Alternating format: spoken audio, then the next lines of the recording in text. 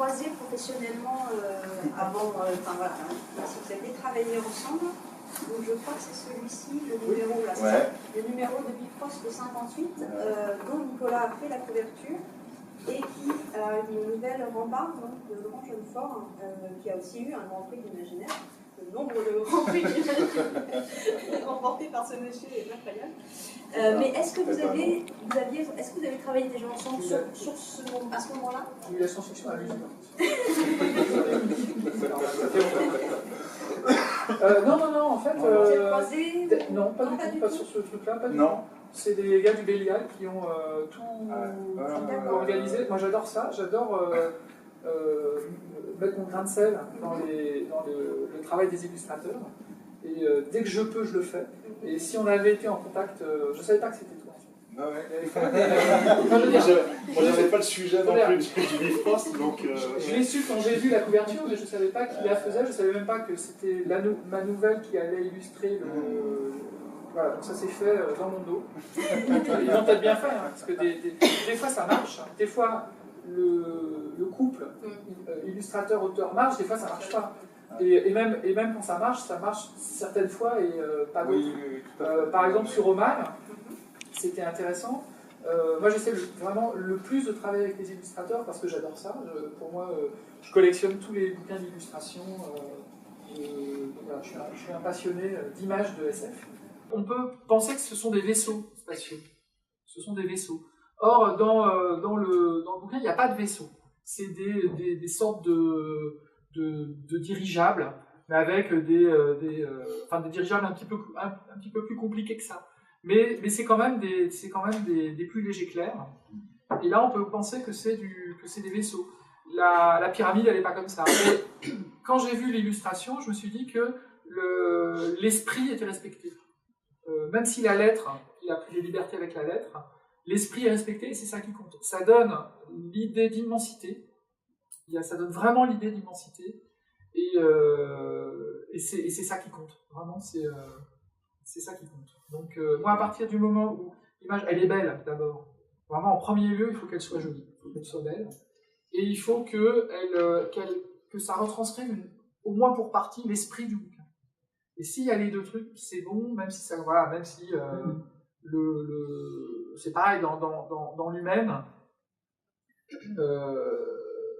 Comme Manchu adore les vaisseaux, du coup, le truc principal c'est le vaisseau, alors que c'est l'histoire d'une ville. L'humaine, c'est l'histoire d'une ville. Donc, dans les refs, la ville était là, elle était surplombée par le vaisseau. Et ce qu'on voit surtout, c'est le vaisseau. Mais l'esprit y est, parce qu'on voit bien cette espèce de ville qui est cernée, en fait. C'est-à-dire qu'elle est écrasée par l'espace, c'est vraiment, ça donne ce côté confin. C'est une petite ville aux confins de l'univers. Malgré tout, elle tape très juste, parce qu'il y a deux choses à différencier, c'est des illustrations de couverture et des illustrations internes. Moi, je suis plutôt un grand fanatique de l'illustration interne, parce que je trouve que là, on peut entrer dans les vrais descriptifs qu'a pu vouloir l'auteur. Et je trouve ça plus intéressant. Une couverture, c'est quand même, il y a malgré tout un côté vente de produits qui me dérange toujours, c'est qu'effectivement, l'image, il faut quand même prioritairement qu'elle soit belle. Et quelquefois, il y a des univers qui ne se prêtent pas tant que ça, qui peuvent être un peu plombants, un peu durs, un peu, entre autres, Charlotte, ou très abstrait comme Egan. Oui, difficile, où il y a très peu d'images. Ou Egan, oui, franchement, oui, tout à fait. Et c'est justement là pour le coup, c'est intéressant même d'aller carrément à côté pour Greg Egan notamment. Moi, tout ce que j'ai fait, c'est avec Raphaël Granier-Cassagnac en direction d'écriture, parce qu'il fallait absolument quelqu'un pour soulever tout ça, parce que c'est un joyeux bazar, pour pas dire pire.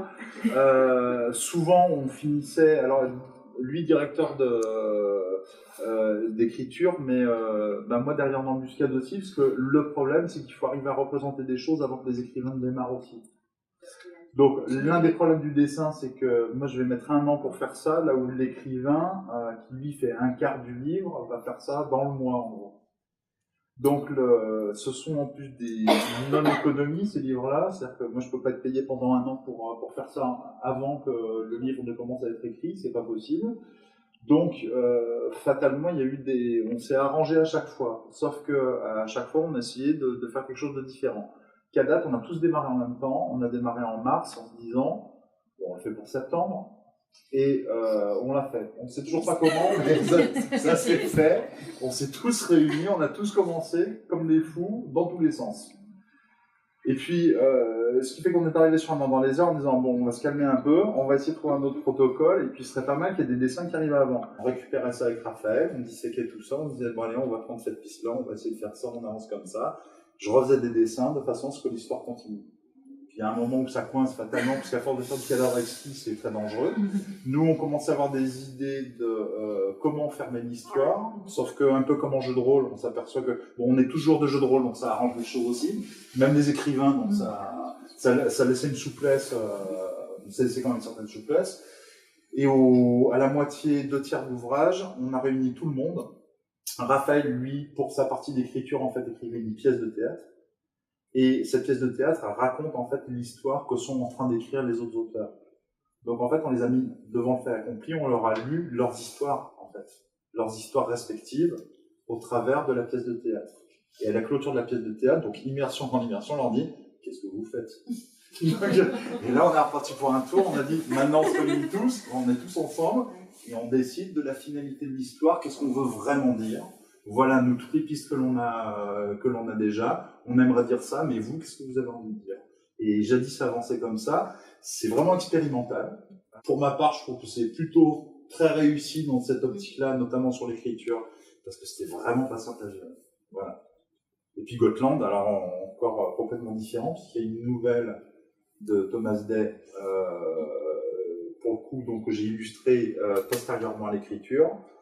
Mémoire de monde trouble est une écriture qui a été faite après que les images, après avoir fait les images. J'ai fait d'abord la série des 15 et j'ai écrit les textes qui reliaient les images. Et bon, j'avais des idées derrière la tête, mais malgré tout, je l'ai fait en fonction des images. Et Gotland, j'ai commencé l'écriture, j'ai fait des illustrations, et les illustrations me fait rebondir après sur le texte. Donc il y a ces 3 exercices de style différents, en fait, ce que je voulais tester. Et sur Gotland, vous aviez les 2 casquettes, donc auteur et illustrateur. Oui, alors sur 2 des 3 nouvelles. C'était la première fois sur ce type de projet. Oui, sauf que ma première série en BD, Torrent, je suis scénariste aussi. Ouais. Mais c'est tellement pas les mêmes mécaniques. Tu as commencé à 10 ans, moi j'ai pas commencé l'écriture à 10 ans. Donc non, c'est quand même pas tout à fait le même exercice et c'est beaucoup plus violent. Il faudrait que vos univers se rencontrent du coup. Mais c'est... Moi je suis plutôt attaché à ça en fait. C'est des illustrateurs techniquement très bons, il y en a plein. Il y en a plein. Mais des illustrateurs qui ont un univers graphique, qui ont une subjectivité assumée et un univers.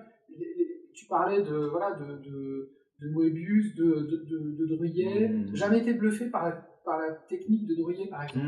Mais il a une force d'évocation et un trait qui n'appartient qu'à lui. Ouais. Voilà, moi c'est ce côté-là qui m'intéresse, c'est de passer par les yeux d'un illustrateur.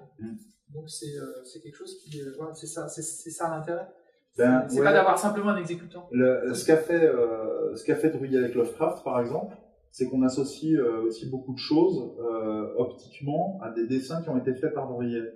Au même titre qu'au 19e, début 20e, on associait Jules Verne à Robida, à l'illustrateur Robida. Or, ce qui a été fait par Robida n'est absolument pas décrit par Jules Verne. Absolument pas dans ces termes-là. Sauf que Robida, il a fait une sorte de continuation un peu loufoque, et puis sur ses bases, parce qu'il écrivait aussi. Mais qui font qu'à la fin, on identifie ça en disant « Ah bah c'est du Verne », parce que c'est des sortes de ballons volants avec des hélices, des machins, des gens qui pédalent,